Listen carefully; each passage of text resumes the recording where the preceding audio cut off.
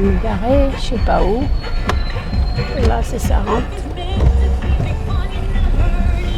Non, je pense pas.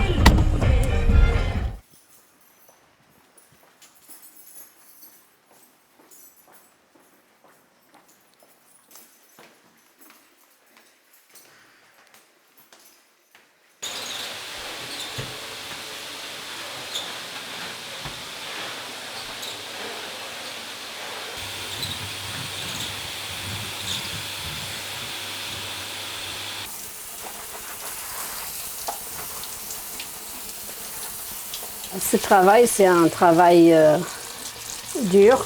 C'est un travail que j'ai pas du tout honte de le faire, d'être femme de ménage. Au contraire, c'est très important de nettoyer, de rendre les choses propres.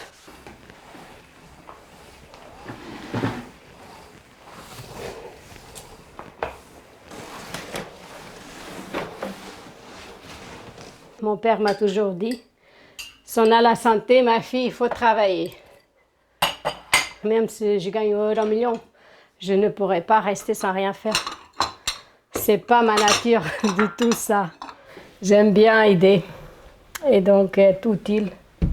Ça me fait plaisir en fait.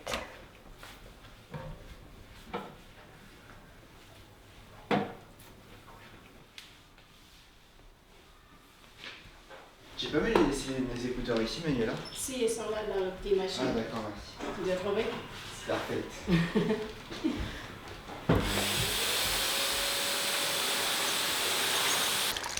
Je m'appelle Manuela Gomez, j'ai 47 ans. Je suis née au Portugal, à Valdecambra, un petit village à côté de Porto. Mes parents, ils ont eu 5 enfants. On était d'une famille très pauvre. C'était des agriculteurs. Je travaillais dans le champ. On n'avait même pas à manger. Quand j'étais jeune, je tombais par terre. Je faisais souvent de malaise parce qu'on mangeait que de la soupe, du pain, des pommes de terre, des choses qu'ils cultivaient eux-mêmes. Je ne mangeais pas beaucoup, je pesais 45 kilos. Ce n'est pas le cas aujourd'hui. Je me souviens, j'avais mal aux dents. Et mon père, il a dit à la dentiste, arrachez-le la dent pour pas qu'elle aille mal.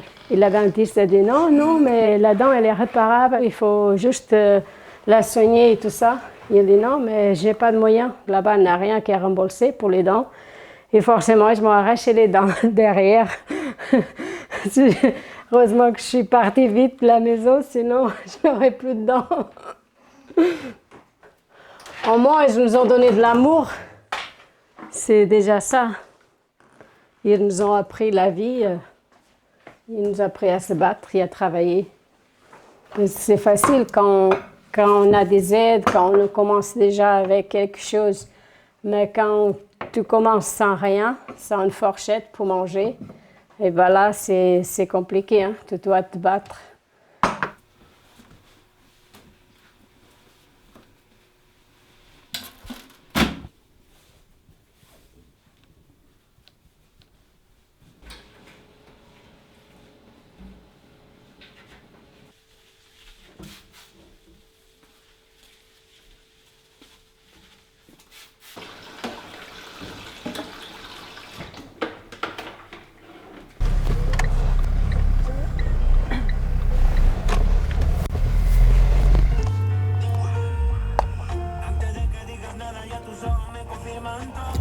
Je prends une pause que de 10 minutes, sinon je n'ai pas le temps de faire toutes mes clientes.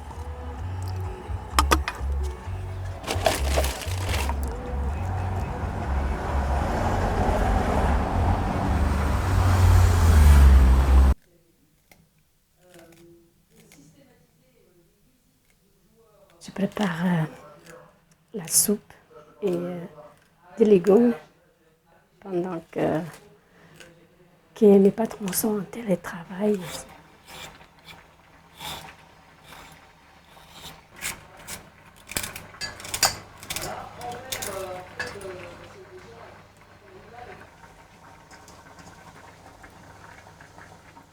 Au même titre que l'on s'est posé comme cahier des charges pour les chefs de groupe, d'avoir des gens qui produisent, je rejoins Renaud sur l'idée que nos bons militants et nos bons ratisseurs de terrain doivent être aussi des gens, bien sûr, qui ont du charisme. Parce que sinon, t'emmènes personne. Et quand tu avais les coordinateurs, envoie-le-moi. Parce que moi, je pourrais déjà te faire un premier retour, si tu veux. Je prends sur ta zone. J'ai quitté la maison à 17 ans. Je me suis allée installer avec mon copain, mon mari aujourd'hui. Tout de suite après, j'ai eu Ricardo, j'avais 18 ans. À 20 ans, j'avais Anna aussi, donc avec 2 enfants. C'était dur.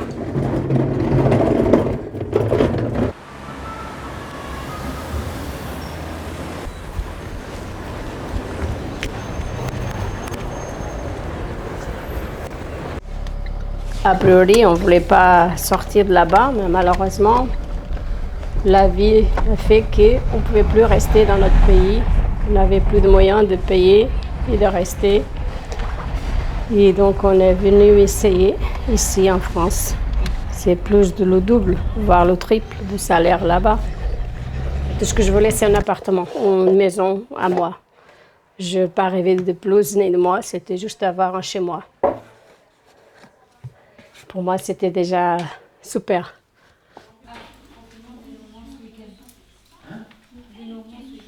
Confinement quoi?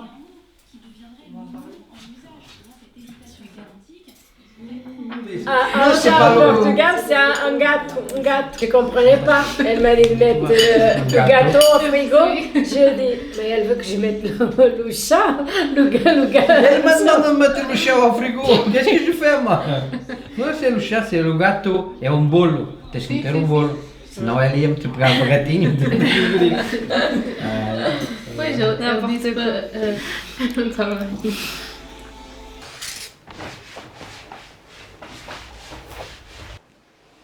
Mais c'était compliqué de venir dans un pays qu'on connaissait personne et qu'on ne savait pas parler. Je savais à peine dire bonjour, c'est tout. Quand je suis arrivée, par exemple, j'ai été malade et je ne suis pas venue travailler. Puis il m'a dit, mais vous n'êtes pas venu la semaine dernière, vous étiez malade, qu'est-ce qui vous arrive? Et moi, juste, je lui ai dit, bah, j'ai eu une grosse constipation. En fait, une grippe au Portugal, c'est constipation. Et puis elle me regarde et elle rigole et me dit, ah bon, à ce point-là?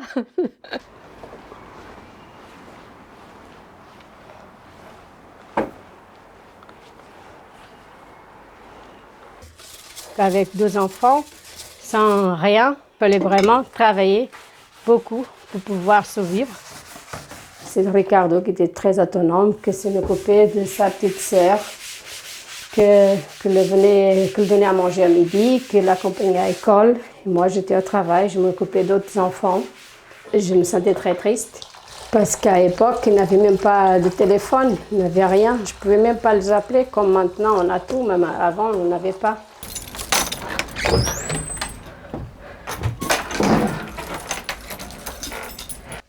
Et Ricardo, il a ses projets de vie, il est bien en France.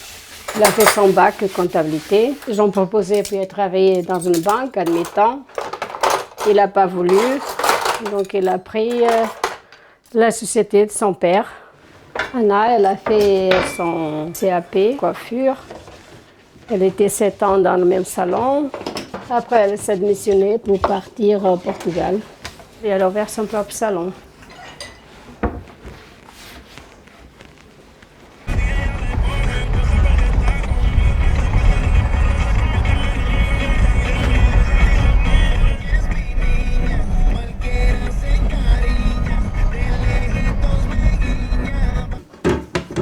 Moi, de mon expérience, c'est pas du tout quelqu'un qui est très bien, qui a des bonnes idées, qui n'a pas du tout le profil d'animateur.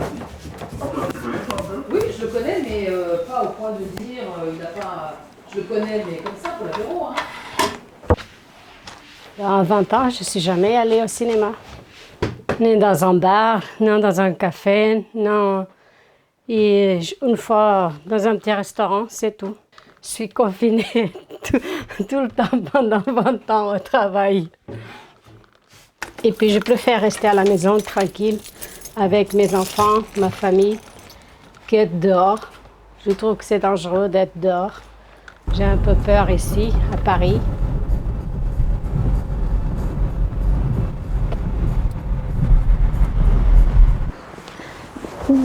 Bisous à mamie. Bisous. Des bisous. Oi. Oi.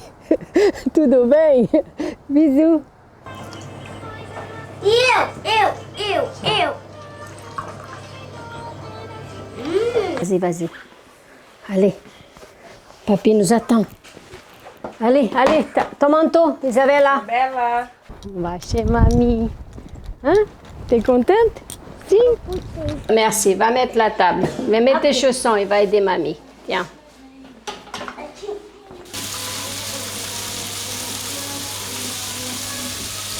Puis les enfants, c'est ma vie.